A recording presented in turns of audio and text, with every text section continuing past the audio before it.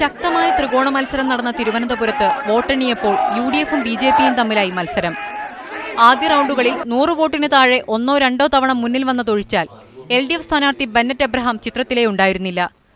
15% vote വരെ എണ്ണുമ്പോൾ ആയിരങ്ങളുടെ ലീഡുമായി ശശി തരൂറായിരുന്നു മുന്നിൽ. എന്നാൽ പിന്നെ കഥ മാറി. 16% വോട്ടെണ്ണിയപ്പോൾ 1078 വോട്ടിന് മുന്നിലെത്തിയ ഒ രാജഗോപാൽ 65% വോട്ടെണ്ണി തീരുന്നതുവരെ ലീഡ് നിലനിർത്തി. ഒരു ഘട്ടത്തിൽ ഭൂരിപക്ഷം 14,000-ന് മുകളിലായി. വിജയം ഉറപ്പിച്ച മട്ടിൽ ഒ രാജഗോപാൽ മാധ്യമങ്ങളോട് പ്രതികരിക്കുകയും ചെയ്തു. എന്നാൽ പെട്ടെന്ന് ചിത്രം മാറി. ഭൂരിപക്ഷം 10,000-ൽ താഴെയായി. പിന്നീട് ആയിരങ്ങളായി. 78% വോട്ടെണ്ണി കഴിയുമ്പോൾ നേരിയ ഭൂരിപക്ഷത്തോടെ തരൂർ മുന്നിലായി. പിന്നീട് ഏറെക്കുറെ തരൂർ ലീഡ് നിലനിർത്തി.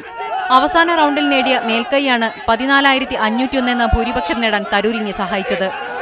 നഗരമണ്ഡലങ്ങളായ വട്ടിയൂർക്കാവ്, നേമം, കഴക്കൂട്ടം എന്നിവ ബിജെപിയെ പിന്തുണച്ചപ്പോൾ പാറശാല, നെയ്യാറ്റിൻകര, കോവളം, തിരുവനന്തപുരം മണ്ഡലങ്ങളാണ് ശശി തരൂരിനൊപ്പം നിന്നത്.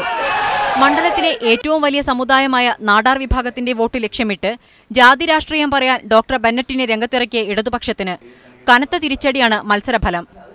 നാടാർ ഭൂരിപക്ഷ മണ്ഡലങ്ങളായ നെയ്യാറ്റിൻകരയിലും പാറശാലയിലും കോവളത്തും തരൂർ മുന്നിട്ട് നിന്നു. CSI സഭയിലെ ഒരു വിഭാഗം ബെന്നറ്റിനെതിരെ രംഗത്തുവന്നത് തരൂരിന് തുണയായി. ന്യൂനപക്ഷ വിഭാഗങ്ങളുടെ പിന്തുണയും തരൂരിന് നിർണായകമായി. ഇടതുപക്ഷത്തിനാവട്ടെ കണക്കുകൂട്ടിയ പോലെ നാടാർ വോട്ട് നേടാൻ കഴിഞ്ഞില്ല.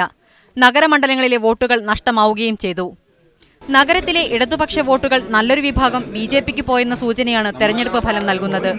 ഇത് വരും നാളുകളിൽ വലിയ രാഷ്ട്രീയ ചർച്ചകൾക്ക് കാരണമായേക്കും. ഒ രാജഗോപാൽ നേടിയ 2,81,818 വോട്ടുകൾ കേരളത്തിൽ ബിജെപി തെരഞ്ഞെടുപ്പിൽ നേടിയ ഏറ്റവും വലിയ വോട്ടാണ്.